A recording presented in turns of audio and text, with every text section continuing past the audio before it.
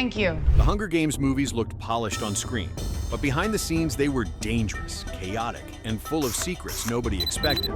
From real injuries to haunted props, these 20 shocking facts reveal how wild the production truly was. 1. Jennifer Lawrence damaged her hearing during filming. The danger on the Hunger Games set started far earlier than fans ever realized. During an underwater scene, a malfunctioning jet burst right beside Jennifer Lawrence's ear. The blast was so sudden and so loud that she temporarily lost hearing in one ear. Yet instead of halting production, she pushed through several days of filming while half-deaf, relying on muscle memory and the crew's signals to stay on mark. The injury didn't fully heal until after shooting wrapped, which shocked fans years later when she finally revealed it. And if that seems intense for a movie aimed at teens, the next fact shows how real the arena truly was. 2. The cornucopia was built fully practical. Most audiences assume the cornucopia was a digital illusion. It wasn't. The production team built a gigantic practical structure made from metal, resin, and steel framing. It was so sharp that stunt performers wore hidden padding under their costumes to avoid slicing their arms while running past it.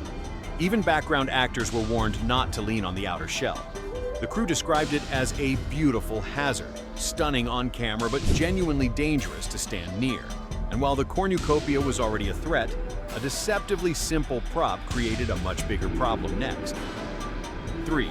The Nightlock berries were real fruit coated with fake skin.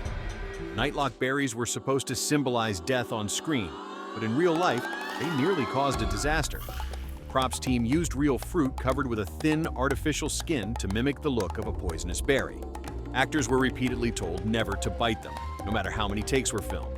But one extra, distracted and hungry during a long day, popped one into his mouth.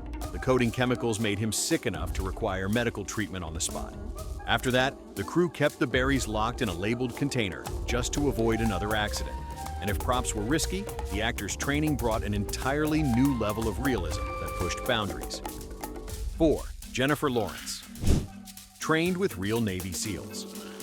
Katniss Everdeen wasn't just written as a survivor. Jennifer Lawrence trained to move like one. The studio hired real Navy SEAL instructors to teach her knife handling, hand-to-hand combat, evasive running, and silent tracking techniques. They pushed her through drills so demanding that she developed a stiff running posture the SEALs corrected repeatedly. By the end, she moved through the forest scenes with the fluidity of someone who had actually trained for combat. But intense training didn't stop accidents, because the next moment knocked an actor out cold. 5. Josh Hutcherson was accidentally knocked unconscious. Stunt rehearsals are designed for precision, not chaos. But during one sequence, Jennifer Lawrence misjudged her timing and hit Josh Hutcherson hard in the head. He dropped instantly, completely unconscious, long enough to scare the entire crew. When he woke up, he reportedly joked about seeing District 13, but medics still pulled him aside for evaluation. The production slowed all combat rehearsals after the incident to avoid another accidental KO. And while that moment was scary, the next challenge came not from physical danger, but from a sound no one could get right. 6. The Mockingjay whistle was rejected 120 times. The iconic Mockingjay whistle seems simple, 4 haunting notes that symbolize rebellion. But sound designers struggled for weeks trying to create the perfect tone. Early versions sounded playful, friendly, or too musical, failing to capture the mysterious, unsettling quality the story required. After more than 120 attempts, they finally produced a version eerie enough to satisfy the director. The final whistle became so recognizable that it quickly turned into one of the series' defining sounds. And while the whistle took patience, Effie's transformation pushed someone to their breaking point. 7. Elizabeth Banks nearly quit because of the prosthetics. Effie Trinket looked glamorous, but Elizabeth Banks endured agony behind the scenes. Her prosthetics, lashes, wigs, and adhesives took hours to apply daily. The chemicals irritated her skin so badly that it sometimes peeled when the makeup team removed the layers. At one point, she told the director she couldn't continue unless the process changed. The team redesigned her prosthetic routine to reduce the pain, but Banks later admitted that Effie's elegance came at a real personal cost. And if Effie's pain seems intense, the extras behind her dealt with something even more unexpected. 8. The Capitol crowd costumes were so restrictive. Extras could not sit. The Capitol scenes owed their stunning visuals to hundreds of heavily costumed extras. But those costumes had a dark side. Many were so rigid, oversized, or delicate that sitting was impossible. Instead of chairs, extras leaned against padded walls, kneeled on cushions, or rotated positions just to rest their legs. Some outfits weighed more than 30 pounds, making long shooting days feel like endurance events. Yet their immobility created the stiff, eerie Capitol aesthetic the director wanted. And while costumes limited movement, one dress in particular pushed danger to the edge. 9. The fire dress. Used real flames in early tests. Before CGI took over, the effects team experimented with real controlled flames under a mesh skirt to simulate Katniss's fire dress. The flames were extremely unstable, flickering close to Jennifer Lawrence's legs in early tests. One misfire nearly scorched the fabric. The team immediately scrapped the idea and turned to visual effects, deciding that no level of realism justified the risk.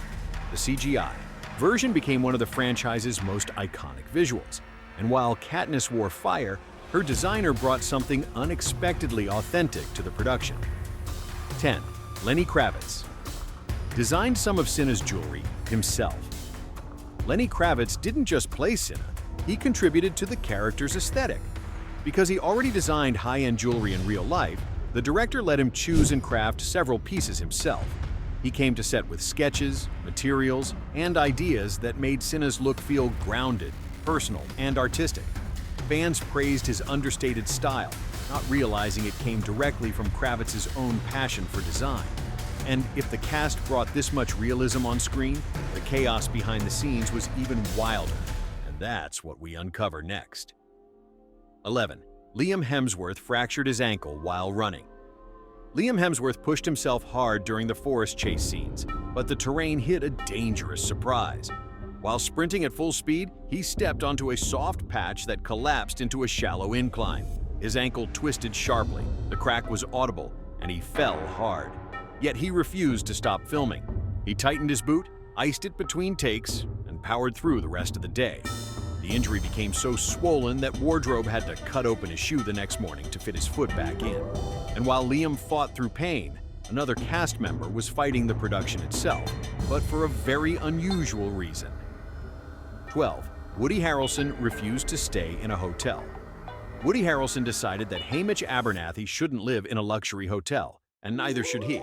Instead, he rented an eco-friendly house miles away from the studio.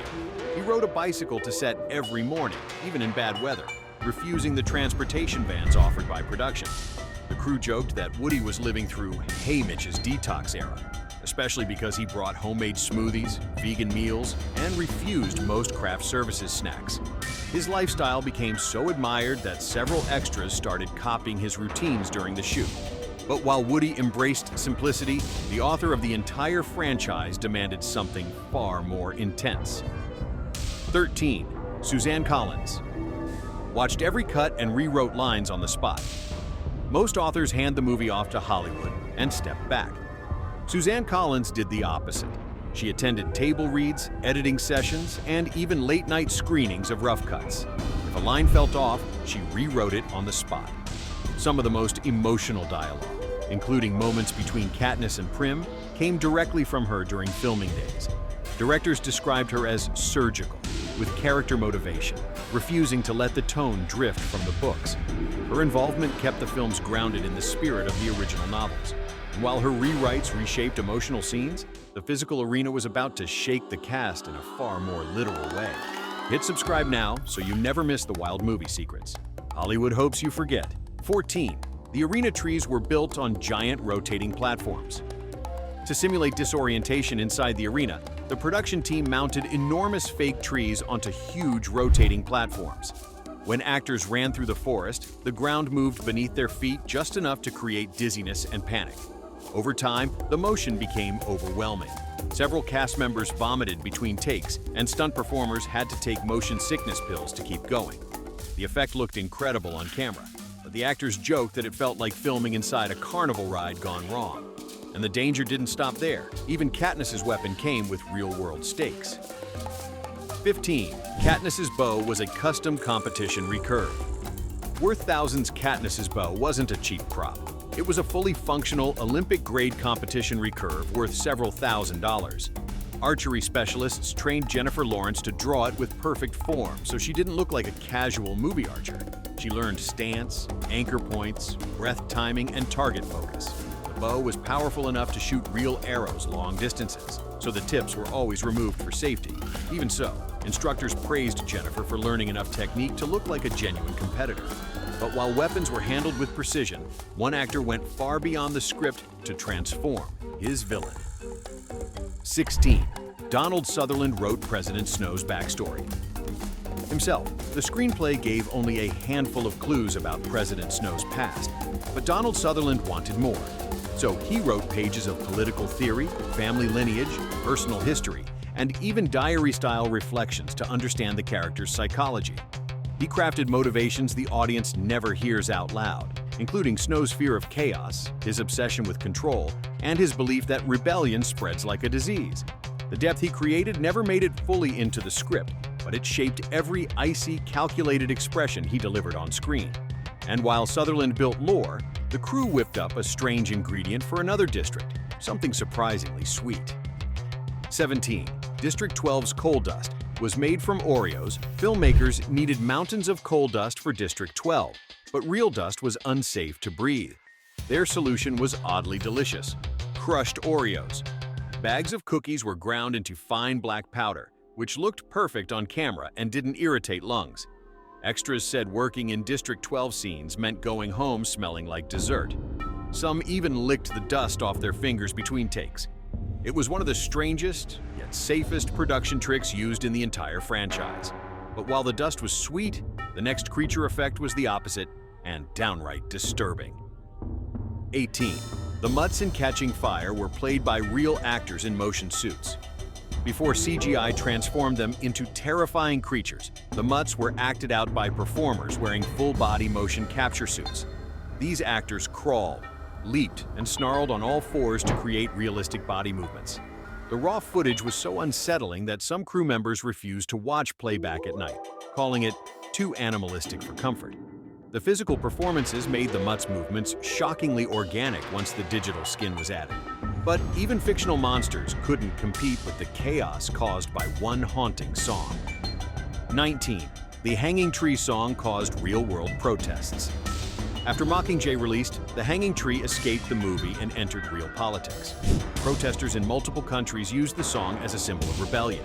Some governments temporarily banned it from television broadcasts because crowds were using it to rally demonstrations.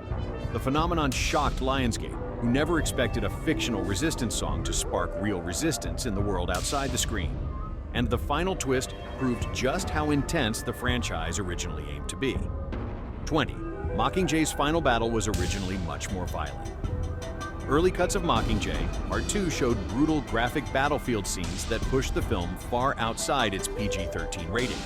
The studio forced editors to remove dozens of shots, including violent mud attacks, blood sprays, and extended sequences of Capitol Street combat. Even with the cuts, the final film still felt heavy, but the original version was described as unrealistically intense for young audiences. The toned-down battle was the only way to get the film into theaters with its expected rating. And once you see how much danger, chaos, and real emotion went into filming The Hunger Games, the series becomes even more gripping than the arena itself.